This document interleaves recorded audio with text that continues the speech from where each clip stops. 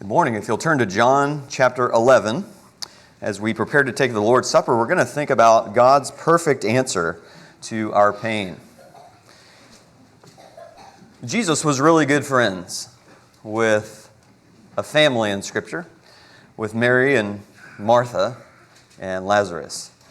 And this chapter is tragic because Lazarus has died.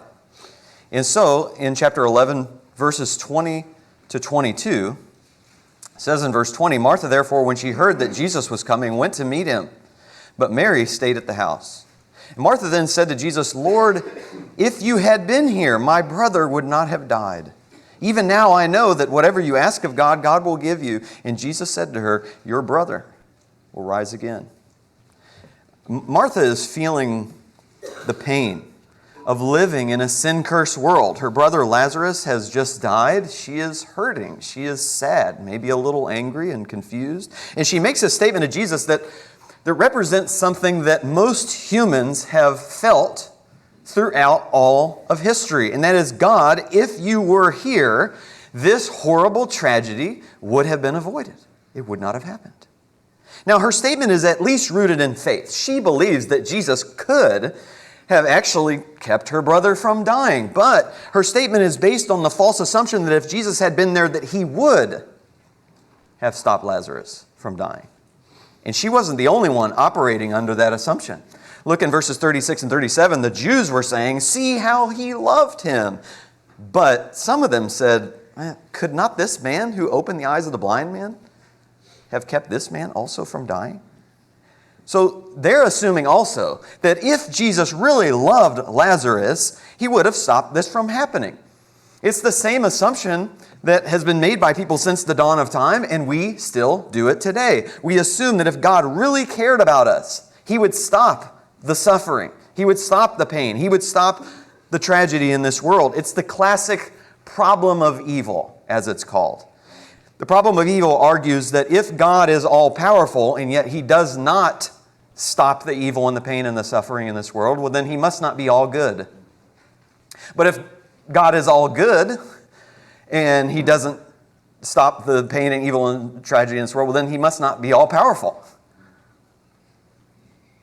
But Martha's assumption and all humanity's assumption that if Jesus were there, he would have stopped it, does not take into account Jesus' far grander plan.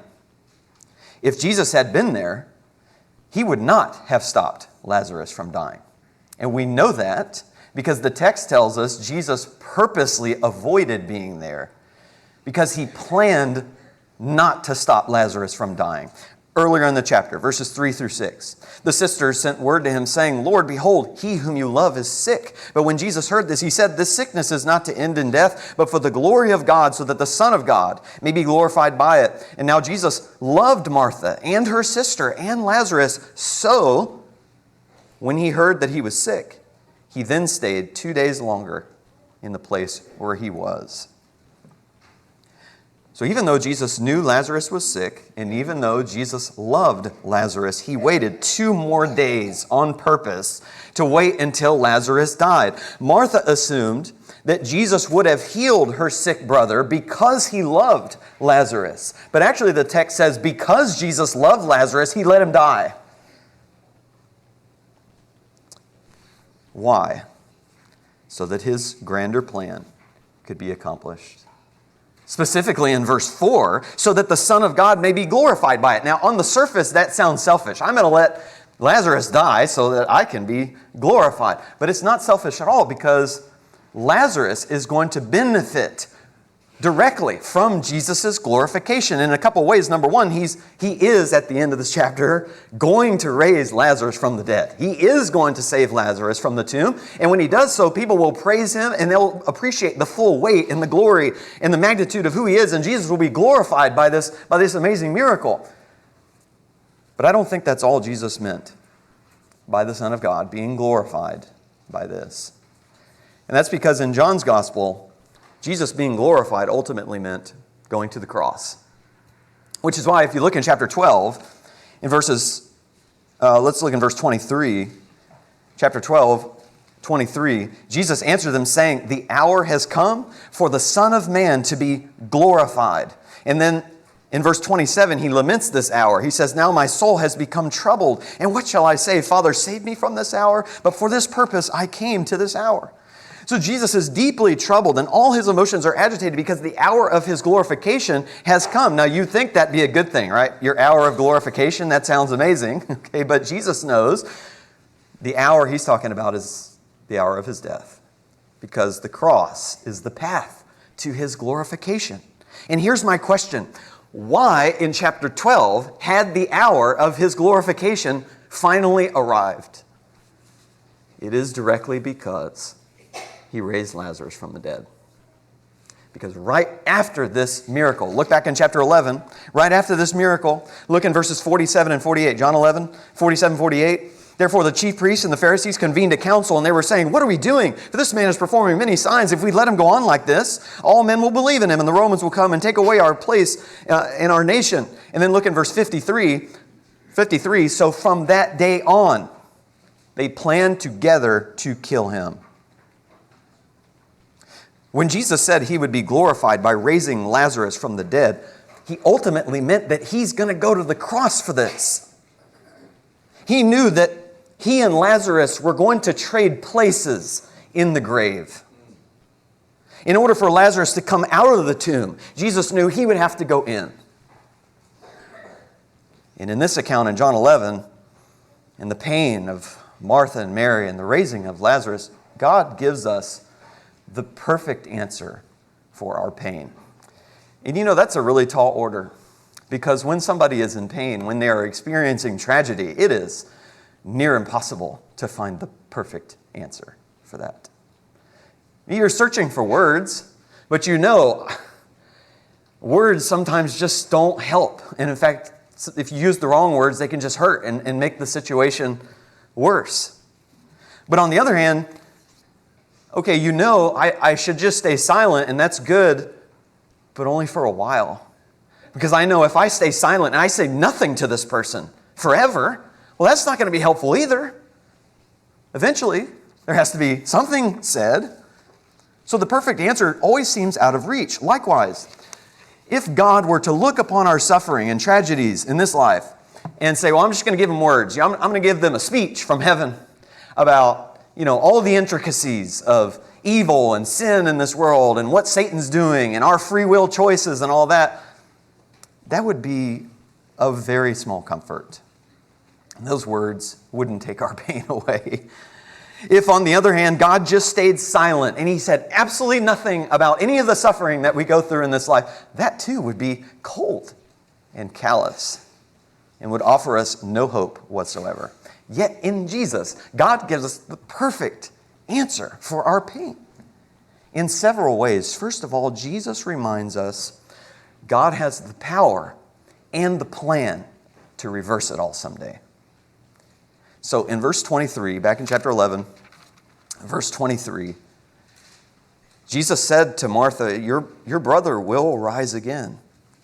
And Martha said to him, I know that he will rise again in the resurrection on the last day. And Jesus said to her, I am the resurrection and the life. He who believes in me will live even if he dies. And everyone who lives and believes in me will never die. Do you believe this? And she said to him, Yes, Lord, I have believed that you are the Christ, the Son of God, even he who comes into the world. It is interesting to me that Jesus, he speaks a word of hope to Martha in her grief. Because typically, right when somebody experiences tragedy, it's not really wise to start giving them words of hope. Somebody loses a loved one and immediately the first thing you say is, oh, well, they're in a better place. Oh, that is not comforting at all in the moment. In fact, it almost sounds trite and you're just trying to minimizing their pain and what they're going through. But here's the thing. It also depends. The way you respond to somebody in their tragedy, it depends on the person. And it depends on what they're looking for from you in that moment. And I think Jesus knew exactly what Martha was looking for in this moment. He knew her personality. Okay, think about back in Luke 10, Martha was rushing around. She's trying to fix everything in the house. She's trying to get everything perfect. And then, she's upset that her sister is not helping her. So she wants Jesus to fix her sister too. And she's giving Jesus orders. Hey, tell my sister to get in here, and help me fix things for you. And she's a fixer, right? She wants solutions, right, to problems. And so maybe in verse 22, when Martha says to Jesus, even now I know whatever you ask of God, God will give you. Maybe she's kind of asking him to do something about this situation. And so Jesus gives her a word of hope, and he tells her this will be fixed because I'm going to fix it and raise your brother from the dead. Now, she doesn't realize that he's talking about immediately. Now she's like, oh yeah, I know you'll fix things in the end. I have absolute faith. You'll fix all things in the resurrection. He says, I am the resurrection on the last day. You're waiting for the last day for the power of the resurrection. He says the resurrection power of the last day has already come here in me. If you'll just believe. And she does. She does believe. How is that possible, though? Well, it's because of his sacrifice on the cross. It's because he's going to the grave so that we can come out. And this is part of God's perfect answer to our pain. He assures us he not only has the power to reverse our pain, but that he's actually planning to reverse it when he brings us to a world without the curse of sin, where there is no more pain or death or sadness or tears or sorrow. He's offering us the hope of the freedom from all suffering at the resurrection in Christ. Secondly, he's the perfect answer to our pain because he reminds us God hurts when we hurt. Verse 32, let's fast forward to his conversation with Mary. Verse 32, therefore when Mary came where Jesus was, she saw him and fell at his feet, saying to him, Lord, if you had been here, my brother would not have died. And when Jesus therefore saw her weeping, and the Jews who came with her also weeping, he was deeply moved in spirit and was troubled, and said, where have you laid him? And they said to him, Lord, come and see. And Jesus wept. Mary's different than Martha. Martha is a busy bee and a fixer. Mary, she's more pensive. She's more contemplative. Back in Luke 10, she wasn't rushing around the kitchen to get everything ready. She was sitting at the feet of the Master, just listening, thinking about his teaching. So even though Mary says the exact same thing to Jesus that her sister Martha said to him, she's looking for something different. Mary is not looking for this to be fixed. She's just saying this because she's sad and because she's hurting. So it wouldn't be fitting for Jesus to look at Mary and say, oh, your brother will rise again. It's not what she needs to hear right now. She needs to know that Jesus feels her pain. And he absolutely does. When it says in verse 33, he was deeply moved, that is a very rich, full saying in the Greek, signifying not just sadness, but even anger as well. Jesus is sad and angry at what Satan has done in this good world that God created. He's sad and angry to have to watch people he loves suffer tragic loss. He's sad and angry to have to lose people he loves, like Lazarus. He's sad and angry that he's going to have to go to the cross to make all of this right. And so he just bursts into tears. Jesus was fully God, but also fully human. And you might say that one answer that Jesus gave us to our pain was the God answer. The God answer is, I'm the resurrection. I have all the power. I'll make all this right in the end. That's the God answer.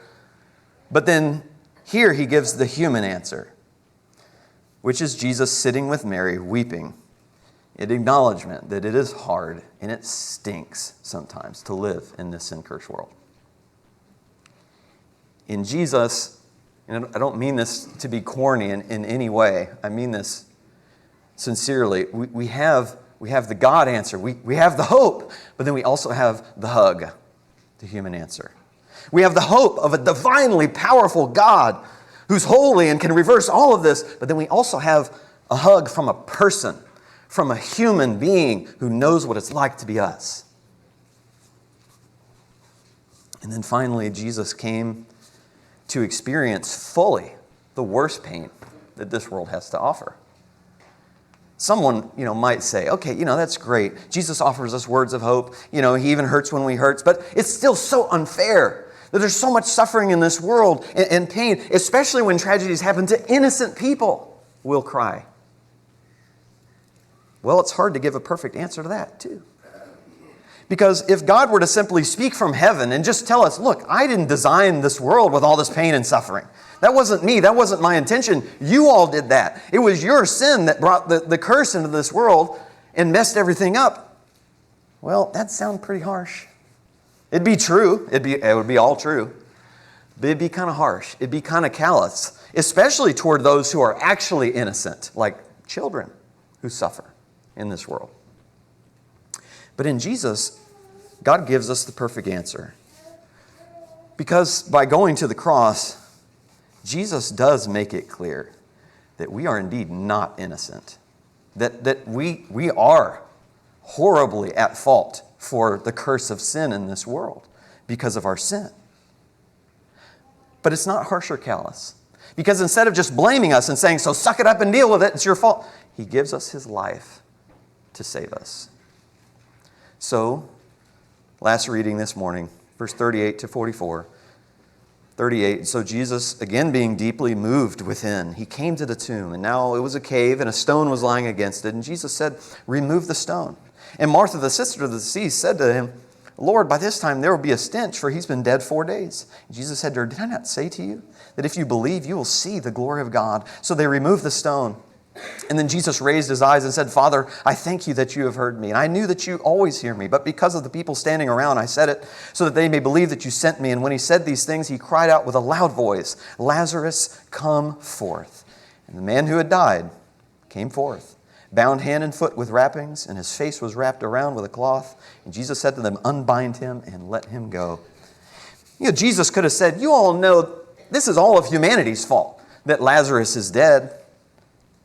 But instead of pointing fingers, which He had every right to do, He went to raise Lazarus, and He did so at the cost of His own life. And since Jesus was truly innocent, His death on the cross means God can perfectly relate to what it's like for the worst tragedies to befall even an innocent child. It shows us God understands better than anyone the senselessness of evil in this world, because it makes no sense why people would put someone so good, so pure, so righteous, so holy and innocent and loving as His Son on the cross.